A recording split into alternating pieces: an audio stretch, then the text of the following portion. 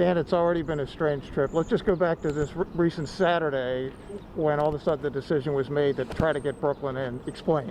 Listen, the last 48 hours been absolutely crazy. I'm shocked. It's been utter chaos. We're just excited to go. I really feel like this time it's a different vibe. I feel like there's no pressure. I have nothing really to prove. We're just going to show up and try our best. And if our best is a win, fine. And if it's not, we have nothing to prove. I'm just going to enjoy all the elements of the Derby. And I'm 37 years of age, and from what I understand, a lot of people wish they could get into the Derby, and here I am. So I'm just blessed to be in. So tell us about how we got from it wasn't going to be in at all to all of a sudden, I know the owner called down to Churchill. Explain how all that. Honestly, I almost feel like it's a little bit of a redemption story. We were so key on the wood, and I only had a 5-week camp to get in, and we were, in my eyes, we weren't 100% tight, but I went in there 100% confident because that's how I work. I work with confidence, and it just feels crazy because it almost feels like redemption. Like we're getting a second chance at this, and if it happens, it happens. But again, like I told you just a minute ago, if it happens, good. If not, I'm gonna enjoy every minute of it. So you wanted to get to the Derby from the moment of the Renfrew. Yes. You knew. You said you had a Derby horse at that point. What happened to set you back over the wintertime? Obviously, wintertime happened. The track surface just happened. It was just really hard to train. It was a lot of days off, and he got a little sick on me, and the timing was just horrendous. Right. But you know, he's been a horse that's been really resilient, and I put him through a hard training camp to get into the wood, and you know, as much as he only finished 5th and got beat 4 lengths, he showed me that he had it.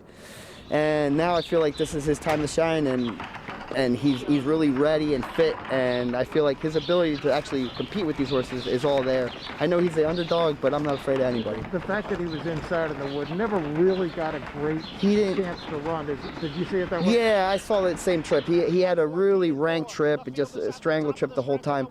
Again, a jockey's job is extremely hard, and it's easy to watch it on TV, but yeah, it was a strangle trip, and he never really got an easy time to take a breather on the backside, time to take a breather on the turn. It was just, you know, go. Again, that's in the past. We're just ready for the Derby now. So when Mark makes the decision, I know he called down to Churchill on Saturday, said we'd like to run, but that wasn't going to be good enough. You know, honestly, to come out of honestly, it was funny because, like I was just telling Bruce a little bit ago, last Monday I was down at OBS, and I told Maria, my assistant, I said, let's work him Monday with no real target. And she goes, why? I said, well, the Derby's right there. She goes, you're crazy. I said, but you never know. There's only got to be 18 more horses to get out, right? At the time, you know. And honestly, I think at the time they told us there was like 13 more to go out, and it was absolutely just a dream. But in my head, I'm like, it's one a day, basically. That's how it's been happening.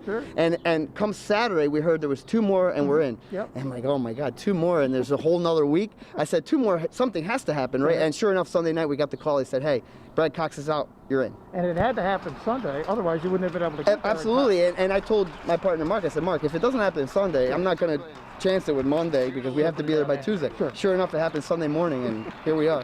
I feel like it's a redemption story, but we'll find out next Saturday. What's it going to be like for you, your dad, your mom, to all be at the Derby together? I mean, your dad's been training. Yeah, my dad's been training forever. He told me this morning, he goes, Danny, just know this. I've been training for 40-odd years, almost 50. I've never hit a Derby. You're 37 years old. You're about to hit a Derby. You're blessed. And I said, you know what? I'm taking it in as that.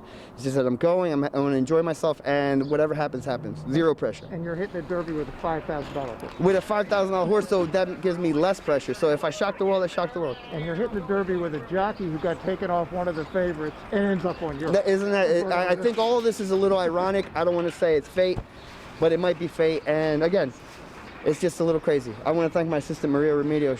She's been a world for me. I mean, without her, I don't think any of this works. Well, everybody at Parx will be brutal. We're ready.